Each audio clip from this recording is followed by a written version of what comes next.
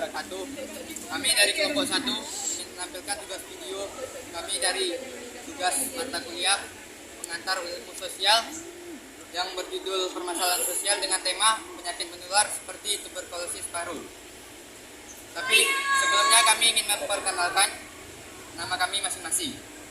Perkenalkan, nama saya Emma Guaska. Perkenalkan, nama saya Chandra Bayu Bastia. Perkenalkan, nama saya Popiana Purba. Saya Nuranisa. Dan saya Rivaldi. Dan saya Alif Hamini Ardi.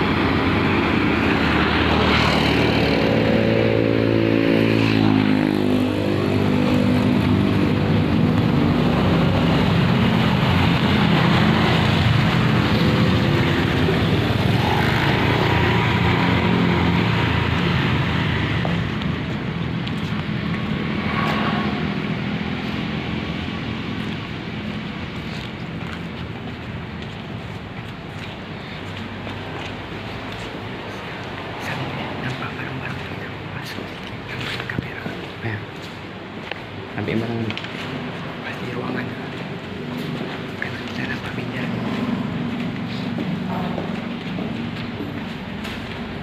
bisa geser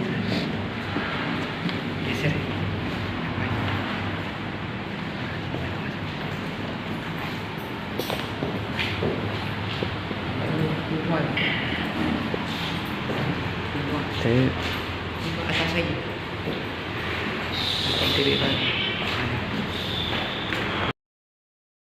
Assalamualaikum warahmatullahi wabarakatuh.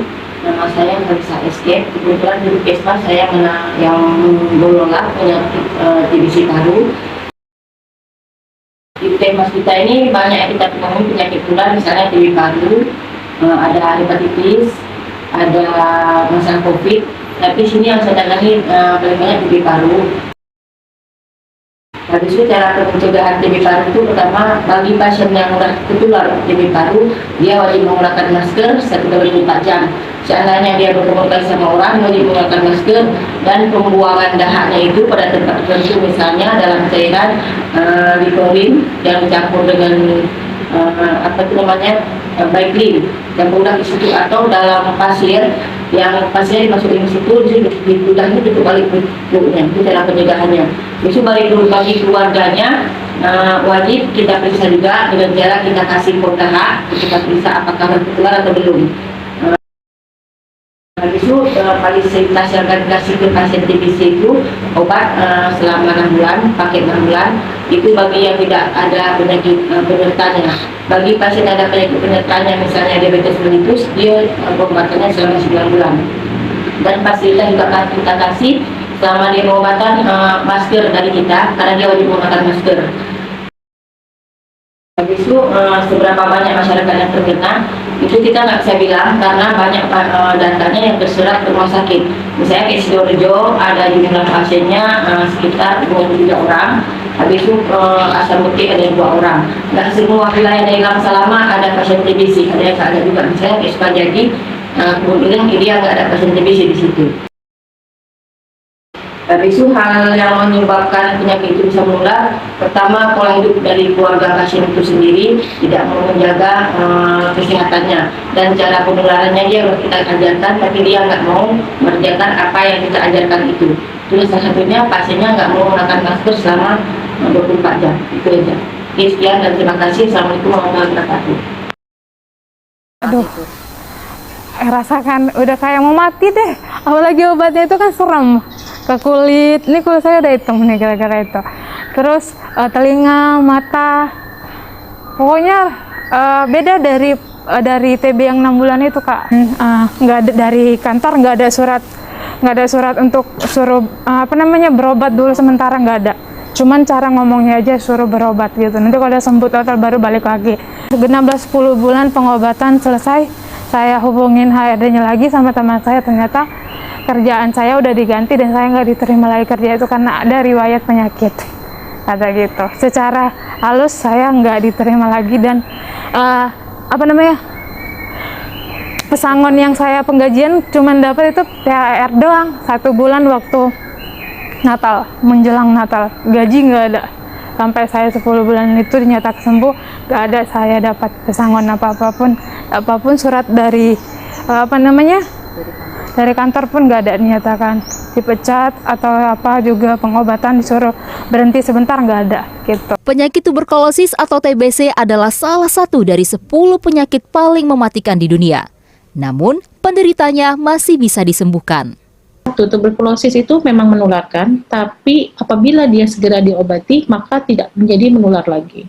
Biasanya kita memberikan waktu 2 minggu, setelah dia minum obat, silakan bekerja lagi. Meski penyakit TBC masih bisa disembuhkan dengan perawatan yang tepat, stigma dan diskriminasi masih menghantui penderitanya. Hal ini menjadi beban berat mereka. Ya banyak sih, dari mulai misalkan si istri yang yang sakit gitu, dicerai gitu sama suaminya, itu kan bentuknya sudah diskriminasi ya, sudah tindakan. Terus istilahnya ada yang memang ya mendapat kekerasan juga karena dianggap mungkin tidak bisa mengurus rumah dengan baik gitu. Jadi istilahnya kayak PHK tapi secara halus gitu, itu juga ada beberapa yang terjadi gitu. Biasanya mungkin dikasih cuti gitu ya untuk berobat gitu, cuma ya tidak diberitahu gitu sampai kapan gitu cutinya. Yang dialami Alprida boleh jadi hanya satu dari sekian banyak kasus perampasan hak pekerja akibat menderita TB. Tidak ada catatan resmi terkait jumlah kasus seperti ini karena diduga para korban takut mendapatkan stigma lebih berat bila melaporkan kasusnya. Padahal dukungan moral dan jaminan kesehatan kerja sangat membantu penyembuhan mereka. TBC atau tuberkulosis adalah penyakit yang menyerang paru-paru. Penyakit ini menular dan mematikan disebabkan oleh infeksi bakteri yang bernama Mycobacterium tuberculosis. Tidak hanya paru-paru, TBC bahkan bisa menginfeksi kelenjar getah bening, usus, tulang, bahkan selaput otak. Kuman TBC menyebar ketika seseorang dengan penyakit TBC paru aktif, batuk, ataupun bersin.